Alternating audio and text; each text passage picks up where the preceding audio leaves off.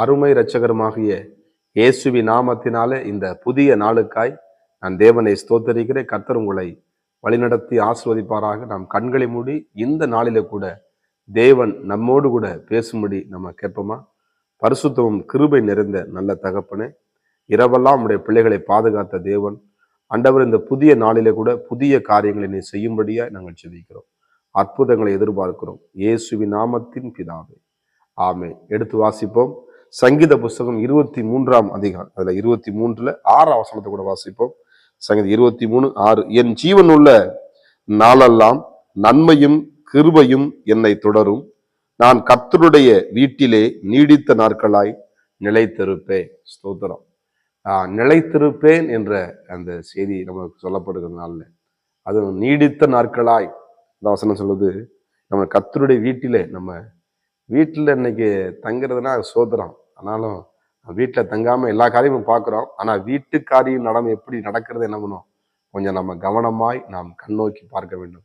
ஏன்னா வீட்டில் என்னென்ன தேவைகள் இருக்கிறது நம்ம என்ன பண்ணோம், கொஞ்சம் கவனிக்கணும். நம்ம பாட்டுக்கு வேலைக்கு போகிறோம், மற்ற காரியங்கள்லாம் உழைது எல்லாமே செய்கிறோம். ஆனால் வீட்டில் என்ன இருக்குதுன்னு நம்ம அதை கொஞ்சம் கவனமாக பார்த்தா தான் நம்மளுக்கு சமாதானம் உண்டாகும், கர்த்தருக்கு மகிமை உண்டாகுது. இந்த சங்கீதக்காரன் தாவீது சொல்கிறான், நான் கர்த்தருடைய வீட்டிலே என்ன பண்ணுவேன், நீடித்த நாட்களாய் நிலைத்திருப்பேன். அப்ப நிலைத்திருக்கக்கூடிய ஒரு அனுபவம். நம்ம ஒரு மரமானது, ஒரு செடியானது அது நிலைத்திருந்தா என்ன பண்ணும், அநேக கனிகளை கொடுக்கும். ஒரு தென்னை மரமா, ஒரு முருங்கை மரமோ, ஏதோ நம்ம மரங்களை வைத்து நம்ம அதை மாத்தி மாத்தி பிடிங்கி வச்சு என்ன பண்ணுது, அது பட்டு போயிடும், அது முளைக்காது. அதை தொடர்ச்சியா ஒரே இடத்துல வைத்து நம்ம அது தண்ணி ஊற்றி அழகாக நம்ம வளர்க்கும் பொழுது என்ன பண்ணும், அது அழகாக நல்ல கனிகளை தரக்கூடியதா இருக்கு. நம்முடைய வாழ்க்கையும் கூட அப்படித்தான், நம்முடைய படிப்பும் கூட. சில பேர் ஸ்கூலுக்கு என்ன பண்ணுவாங்க, பிள்ளைங்க என்ன பண்ணுவாங்க, 5ஆம் கிளாஸ் அங்கே படிக்க வைப்பாங்க, டக்குன்னு என்ன பண்ணுவாங்க 6ஆம் கிளாஸ் மாற்றி வைப்பாங்க. 10ஆம் கிளாஸ் படிக்கவங்கள 10 கிளாஸ் மாறிடுவாங்க.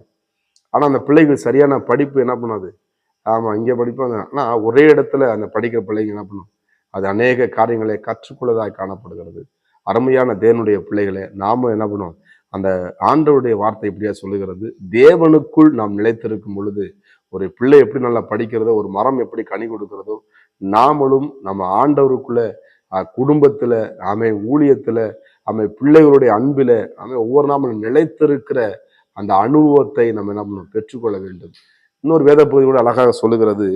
நீங்க புதிய ஏற்பாட்டுக்கு வந்தீங்கன்னா அதுல கூட சொல்றாரு ஆண்டவர், யோவான் 15ஆம் அதிகாரம் அதுல 7ஆம் வசனம், நம்ம நிலைத்திருந்தா நம்மளுக்கு என்ன கிடைக்குன்னு சொல்லப்பட்டிருக்கிறது. 15:7 வாசிப்போம். யோவான் 15:7. நீங்கள் என்னிலும் என் வார்த்தை உங்களிலும் நிலைத்திருந்தா நீங்கள் கேட்டுக்கொள்வது எதுவோ அது உங்களுக்கு செய்யப்படும். அருமையான தேவனுடைய பிள்ளைகளே, நம்ம கேட்கிற எதுவும் பெற்றுக்கொள்ளணும்னா பாருங்க, அப்ப அந்த வார்த்தையை படிச்சு நம்ம என்ன பண்ணோம், அதை உட்கொண்டு நம்ம அந்த வார்த்தையின்படி நம்ம நிலைத்திருந்தோம்னா நம்ம என்ன பண்ணுவோம், கேட்டுக்கொள்வது எதுவோ அது நம்மளுக்கு கிடைக்கும் என்று எழுதப்பட்டிருக்கிறது. அருமையான தேவ பிள்ளைகளே, நம்ம ஒருவேளை ஜபத்துல நிலைத்திராம இருப்போம், ஒருவேளை பைபிள் படிக்காம இருந்திருப்போம், ஒருவேளை இயேசுவே யாருன்னு தெரியாம இருப்போம். ஆனா அந்த இயேசு எப்படிப்பட்டவர், உங்க அன்பு நிலைத்திருக்கணுமா, உங்க சந்தோஷம் நிலைத்திருக்கணுமா, உங்க குடும்பத்துல சமாதானம் நிலைத்திருக்கணுமா, உங்க ஆசீர்வாதம் நிலைத்திருக்கணுமா. ஆனாலும் இந்த காலை நேரத்துல ஆண்டவங்களை பார்த்து சொல்லுகிறார், நான் உன்னை என்ன பண்ணுவேன், நிலைத்திருக்க பண்ணுவேன், உன்னை தலை நிமிர பண்ணுவேன்னு சொல்லுகிற ஆண்டவர் நிச்சயமாக உங்கள் வாழ்க்கையில ஒரு நிலையான ஒரு ஆசீர்வாதத்தை, நிம்மதியை தருகிற ஆண்டவராக இயேசு கிறிஸ்து இந்த புதிய நாளில கூட உங்களை நிலைத்திருக்கும்படி, அவரோடு கூட இருக்கும்படியாக, அவரோடுக்குள்ளே நீங்க வாழும்படியாக, நீங்கள் கனி கொடுக்கும்படி தேவன் விரும்புகிறார். நீங்கள் கேட்டுக்கொள்வது எதுவோ அது உங்களுக்கு செய்யப்படும், கொடுக்கப்படும். எப்பொழுது இந்த வார்த்தைக்குள்ளே நம்ம நிலைத்திருக்கும் பொழுது, ஆண்டவருடைய வார்த்தை நம்ம உடன்படிக்கை பெட்டியாக ஆண்டவராக இயேசு கிறிஸ்துவை நம்ம உட்கொள்ளும் பொழுது நம்ம அநேக ஆசீர்வாதங்களை நீங்கள் பெற்றுக்கொள்வீங்க. உங்க குடும்பத்துல நீங்க ஆஸ்வதிக்கப்படுவீங்க.